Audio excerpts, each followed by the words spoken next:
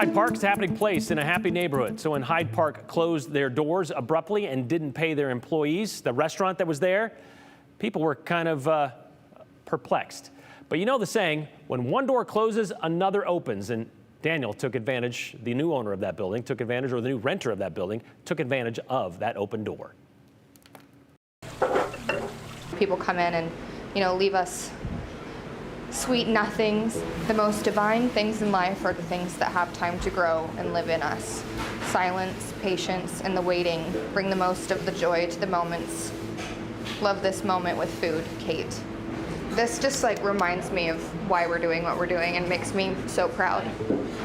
Apericena is a dream come true for me. I've always wanted to open restaurants.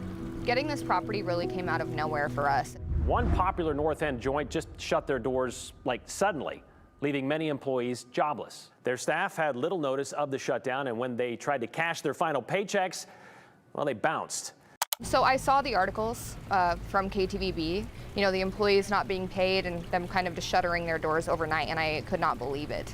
It all was really heartbreaking. We're going to be really careful on who we rent it to next, that it's going to be a viable, amazing part of the community.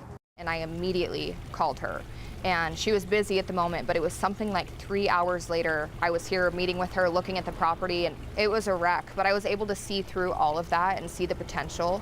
And the next day, we had signed an agreement, and by the end of the week, this was in progress. We only have one life to live, and you are responsible to figure out what is going to make you the happiest. And for me, that was food and sharing it with people. I had always wanted to open restaurants, but I was afraid. I had a health crisis a few years back in 2019. After fainting, I called 911, and shortly after that, I went into cardiac arrest. I had 2 saddle pulmonary embolisms in each of my lungs, and that caused, complete organ failure. I had a heart attack as a byproduct of all of that. And the whole time I was on life support, I just kept thinking about all of the things that I didn't do. And this was the big one for me. Welcome in, guys. I'll be right with you. It's everything to me. Can you agree? Absolutely. I'm honored to get to do this every day. Pasta Pomodoro. To have been able to open my first brick and mortar concept at 28 is something that I will forever be immensely proud of.